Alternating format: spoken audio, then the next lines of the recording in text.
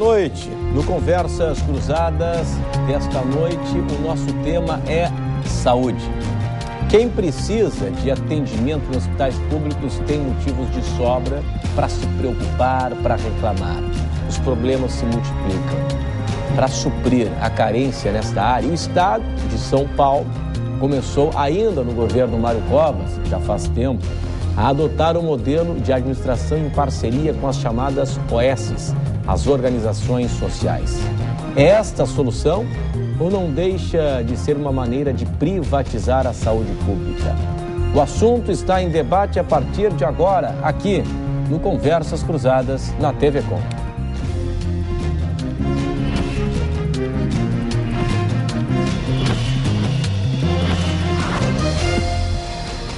Hoje nós estamos na companhia do diretor da SOS Cardio, com especialização em gestão hospitalar na Suíça, o Dr. Luiz Gonzaga Coelho, que está na tela. Nós recebemos também o diretor executivo da Associação dos Hospitais e Federação dos Hospitais do Estado, Braz Vieira.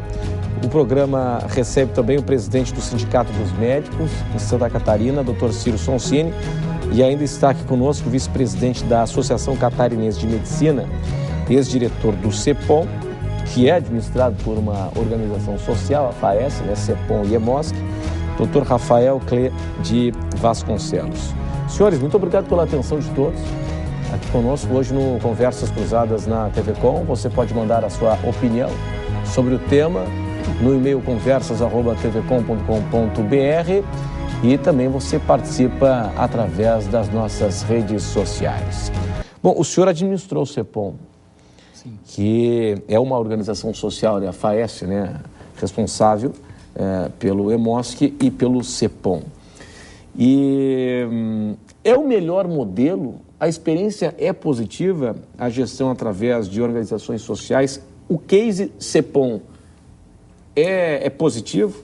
Eu vejo, e aqui faço já um ponto, o CEPOM talvez não seja o melhor caso a ser estudado quando você fala de OS, até porque se você imaginar que a FAES, a organização social que administra o CEPOM, era uma fundação de apoio, né, um modelo assim, bem mais antigo do que esse modelo adequado às organizações sociais. E ele essa fundação iniciou suas atividades em 1994. Uhum. A lei das OS, a lei federal das OS é de 1998, a lei estadual das OS é de 2004, e aí com as suas modificações posteriores, 2005, 2006. Então, na verdade, quando eu falo sobre o CEPOM e o seu contexto como uma organização social, é importante dizer que a gente já existia, como já havia uma administração de uma fundação, e ela foi, vamos dizer assim, adequada a um novo modelo legal. E aí eu acho que vale voltar a essa questão legal, da onde vem a ideia de organizações sociais, né? Uma vez que nós tivemos aí a Constituição de 88 e a Constituição Cidadã, que realmente reforçou vários direitos sociais, entre eles, assim, uma grande conquista que foi o Sistema Único de Saúde. Foi isso em 98, e aliás, em 88. No ano de 90, a lei 8080, que é a lei que regulamenta o SUS. E depois, em 93, as suas leis complementares de regulamentação. O que aconteceu a partir de 98 foi uma tentativa, a partir então de 90 com o governo Collor e depois com o governo Fernando Henrique.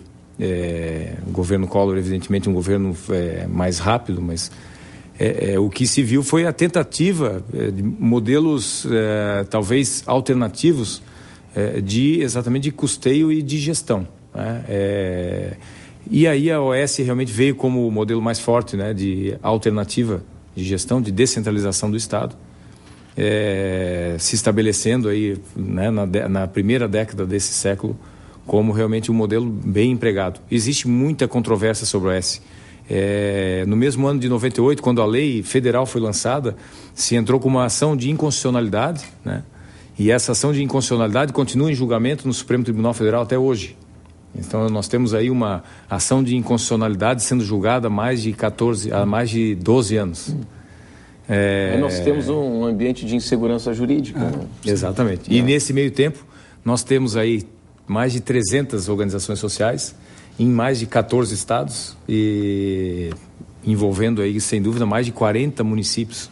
Assim, com esse formato que ainda está em discussão. Principalmente em São Paulo. Mas, com certeza, o mais forte é... O principal case, o principal exemplo é São Paulo. Exato. Bom, é o seguinte, a gente começa o programa com uma notícia triste, né? Registrando a morte do prefeito de Tubarão, o prefeito Manuel Bertoncini, de 51 anos. Bertoncini, que era médico, lutava contra um câncer na coluna, descoberto ainda durante a campanha eleitoral em 2008. Os detalhes você acompanha logo mais no Jornal TV Com, segunda edição, logo após aqui o Conversas Cruzadas na TV Com. Bom, o seguinte, ainda sobre CEPOM, daqui a pouco eu tenho aqui a opinião do João Vianney, que é um crítico com relação ao modelo, e a gente vai trazer esse assunto em instantes. Bom, o senhor administrou clínica, né, na Europa, na Suíça, e tem especialização em gestão hospitalar na Suíça. Hoje o senhor é diretor de uma clínica privada aqui em Florianópolis. Qual é a sua opinião aí? O senhor acha que OS é o melhor caminho? Boa noite. Boa noite. Eu penso que a sociedade civil organizada tem condições hoje, né, de fornecer serviços de grande qualidade, desde que o Estado seja o garantidor do equilíbrio, do acesso a todos. Então, num enquadramento muito bem estabelecido e desenhado, isso pode funcionar e muito bem. Mas eu vou um pouquinho mais longe nesse contexto. Eu acho que hoje, quando se fala de saúde, se fala sempre de um problema econômico, de um problema de estrutura, etc. Eu acho que a gente tem que voltar um pouquinho atrás e ver a saúde como um gerador de riquezas, como ela é. Saúde é um grande empregador. Nas cidades europeias ou nos Estados Unidos, não é difícil de encontrar como maior empregador da cidade um hospital. Nós temos todas as pessoas que trabalham em farmácias, trabalham em hospitais, em seguradoras, em convênios, seja na saúde pública ou privada, né? Uma massa muito importante que vive e depende do sistema da saúde, que vive em dependência da saúde. Os médicos, os assistentes nos consultórios, os laboratórios também, que são grandes geradores de empregos. Então, ele passa a ser um elemento importante dentro da composição econômica de uma sociedade. Depois, a saúde suplementar, né, que muitas vezes é deixada um pouco de fora, não, esse é um contexto do Estado, porque é um direito de todos e obrigação do Estado. Por que não vestir-se? Ser um direito de todos e uma obrigação do Estado. Então, a habitação ou o resto. Saúde tem custos, precisa de inteligência e precisa de planejamento para o futuro, entende? Então, eu acho que a medicina suplementar, que a saúde suplementar, que é a particular, que passa por um convênio, por um seguro, entende? Que hoje, aqui na nossa região, movimenta entre 25% e 30%, né, dos habitantes da nossa região são segurados com algum tipo de convênio ou seguro, okay? Eles exercem a dupla solidariedade, porque eles pagam todo o custo que eles terão de saúde, continuam pagando seus impostos e não utilizam a rede pública. Então, eles são importantes, né, para que o sistema possa funcionar, né, para que a nossa saúde pública também possa atender aqueles que realmente precisam. Então, eu acho que muitas vezes falta esse ponto de vista, essa objetividade, colocando a saúde, valorizando a saúde. Valorizando. Eu acho que não houve nenhum investimento nos últimos 50 anos que trouxe um resultado maior do que a saúde. Ela nos deu mais tempo. Hoje nós vivemos 40 anos a mais, ou 30 anos a mais do que se vivia 50 anos atrás. Lógico, graças também aos esforços em instalações sanitárias, etc.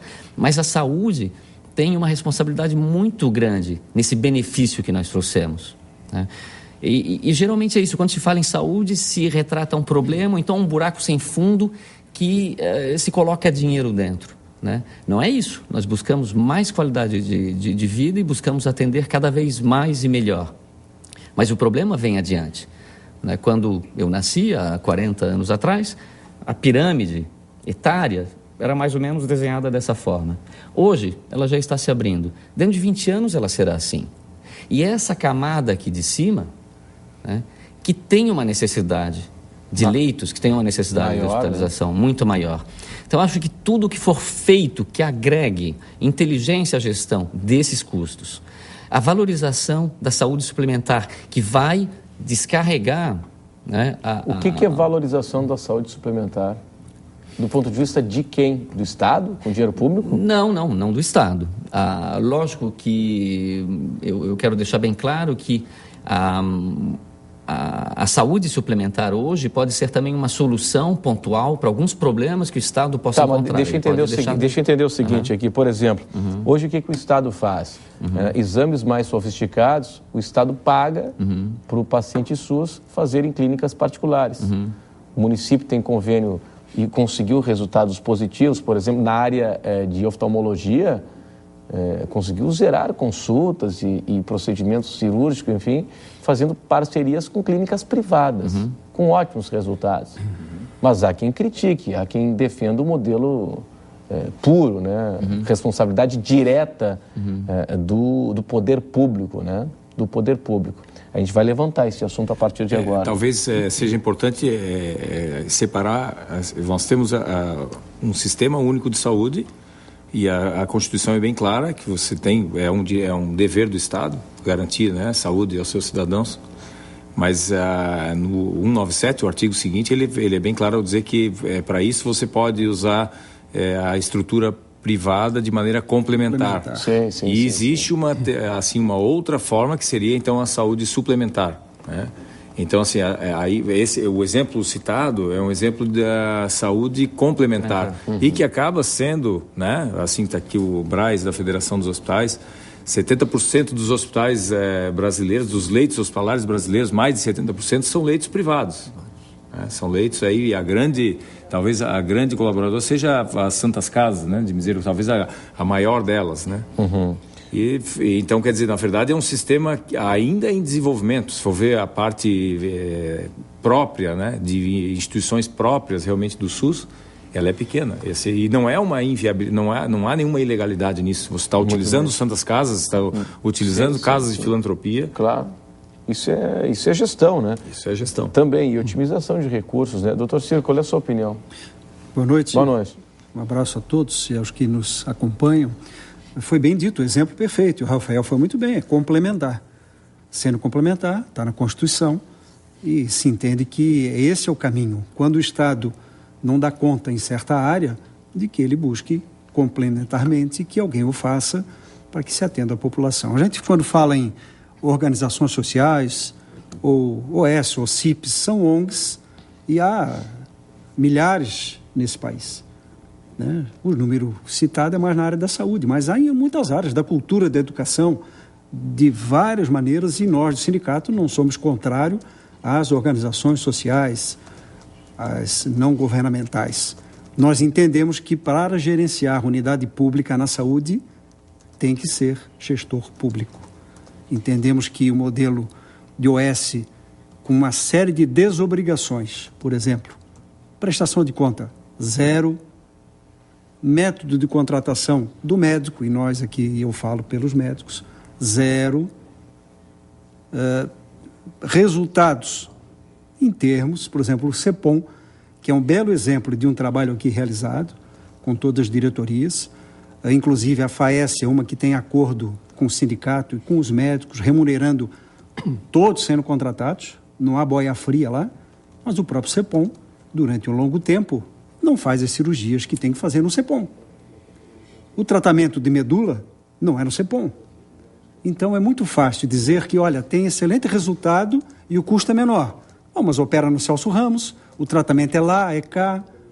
Então, às vezes, é uma certa falácia, mesmo no FAES e no CEPOM, que são reconhecidamente entidades sérias, que prestam serviço bom à população e que ainda assim deixam um pouquinho a desejar. Mas a nossa maior crítica, falando pelo Sindicato dos Médicos, é esse fato. De uma maneira geral, no nosso estado, 90% não contrata médicos. Acha que os médicos não são trabalhadores como os outros.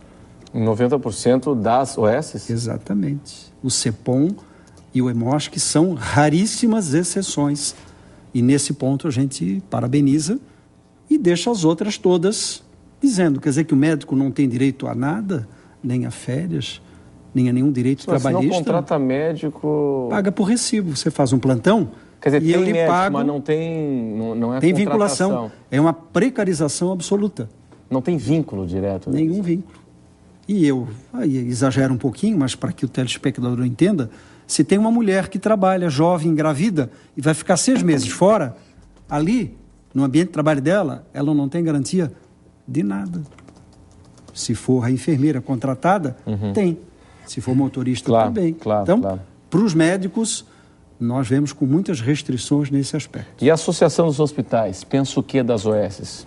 Boa noite. Boa noite aos telespectadores, aos debatedores da mesa. Nós temos um pensamento de que o sistema público está precisando de uma modificação urgente, uma modificação profunda, porque há uma distribuição desigual dos recursos que hoje são destinados para o serviço público, para as instituições públicas, em detrimento daqueles 77% de hospitais são hospitais filantrópicos e privados que atendem o Sistema Único de Saúde, e que há um derrame muito grande de recursos para resultados que eu considero como duvidosos.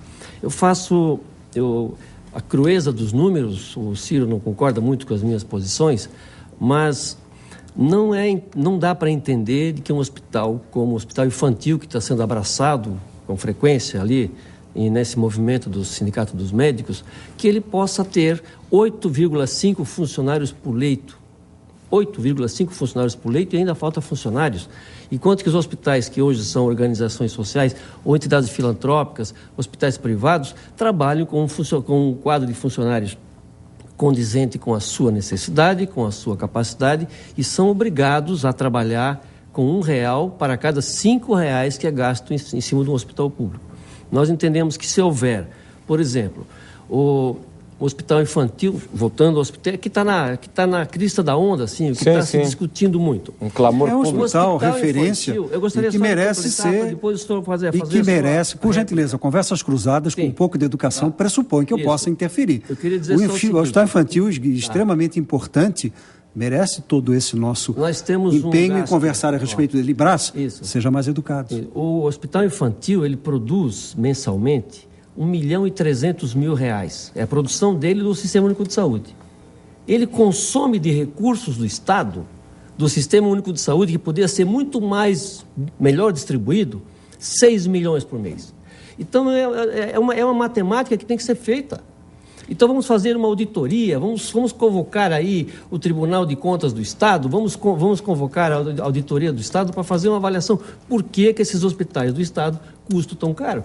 Perfeito. Por que está sendo gasto tanto dinheiro num hospital público, gerado pela Secretaria de Estado, enquanto que os outros são obrigados a atender os pacientes pela tabela do Sistema Único de Saúde? Porque parece até um paradoxo, né? Uma contradição, né? Porque se na teoria, no papel, tem 8,6 funcionários por leito e falta gente...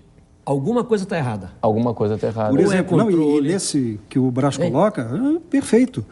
Tem que ser analisado qualquer unidade, essas inclusive que estão na mídia, tudo, não tem dúvida. Mas, de uma maneira geral, a OS, às vezes, tem a lavanderia terceirizada, tem a nutrição terceirizada, além da vigilância, além de todos os serviços que não são atividade fim. Enquanto que no hospital público, muitas vezes, raríssimas são as atividades que têm a terceirização, como, por exemplo, a vigilância. Os outros todos são servidores. Então, quando se diz tem 800, tem 1.000, nem todos estão na área de atividade fim. Outro dado que se esquece, e o debate é de que tem que ser investigado, sim, mas o que a gente discutiu ali fora é que o Brás não tem conhecimento para falar disso. Ele não tem.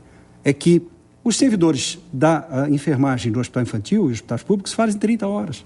Os outros fazem 40. O que significa dizer que se no hospital público ou hospital privado, lá o S tem 75, no público tem que ser 100. Então, essa conta eles não fazem. Então, é muito, Eu quero trazer muito mais incipiente esse debate. Eu quero trazer mais um exemplo. Pode ser esse exemplo daqui a pouco, depois do intervalo, por gentileza? Pode ser. Este é o Conversas Cruzadas aqui na TV Com. Vamos para o intervalo e até já.